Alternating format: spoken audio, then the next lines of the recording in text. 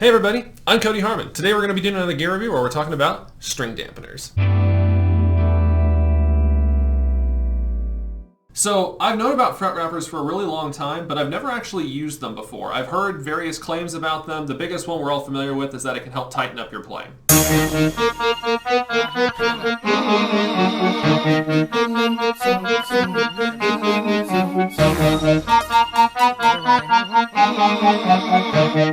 on.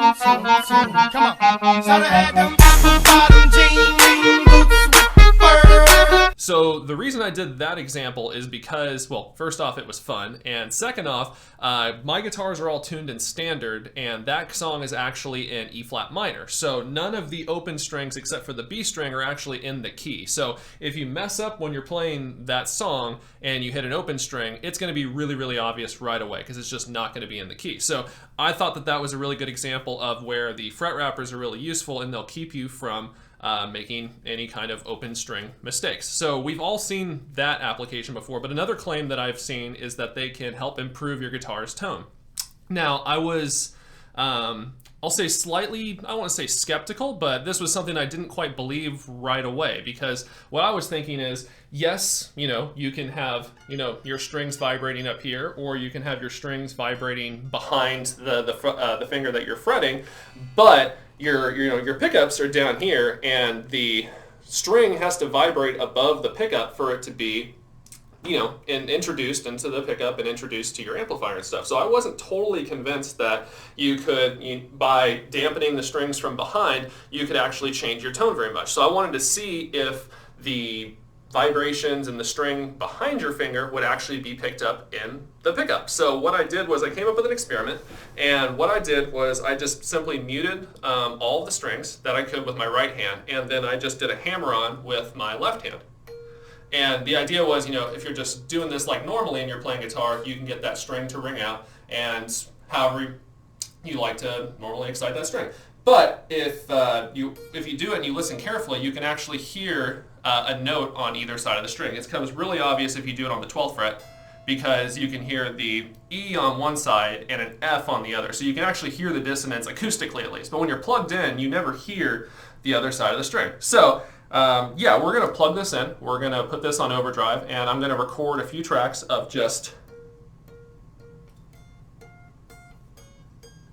And we're going to see with and without the string dampener if there really is any difference between what's picked up by the pickups and what is actually, what actually makes it to the recorded signal. Little snippets recorded. I've got a spectrogram pulled up, and what I'm really hoping is when we compare the without the dampener and with the dampener, if any of those notes from behind the strings get picked up, then I'm thinking we should be able to see them, at least on the spectrograph, when it's undampened, and maybe see them at a much lower decibel when they are dampened. So I went ahead and I cranked up both tracks by about plus 20 dB, which is basically as far as Studio One will let me go. And let's just go ahead and run this real quick and listen very carefully so we can kind of hear the little plinks in there. And let me go ahead and press play.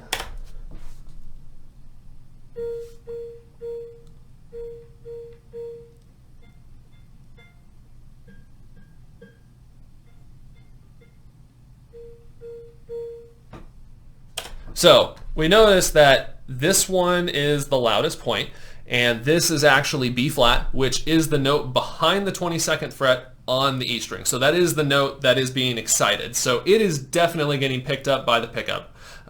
How loud that is, though, is probably going to vary from person to person. So like I said, I turned these up quite a bit just to make sure we could actually hear it.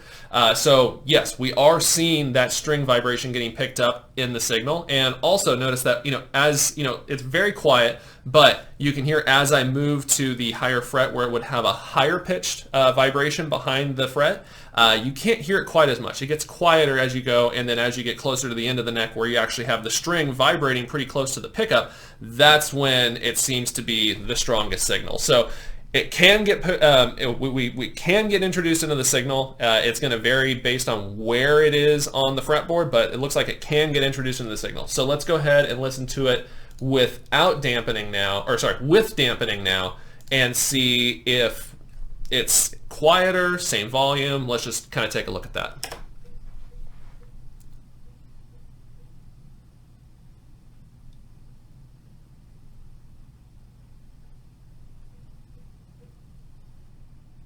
So I'm going to put these up side by side next to each other so we can look at the peaks and stuff just to get a good comparison. So let me do that real quick. So now that we got them pulled up side by side, we can see that the peak on the non-dampened side is somewhere between minus 18 dB and minus 24 dB, and the peak on the dampened side is below minus 48 dB. So every time we go up about 10 dB, it gets about twice as loud. So I tried to do my tapping pretty consistent. Of course, I'm going to have slight variations in how hard I tap each time because can't really control it that precisely. But since it's about 10 dB and it gets twice as loud, even if the bottom one was at minus 48 and the top one was down to minus 24, that's over 20 dB difference, which is actually 4 times louder. So I definitely don't think I would have been tapping 4 times as hard on some of the examples in the undampened one as for the dampened one. So definitely seeing a difference in the volume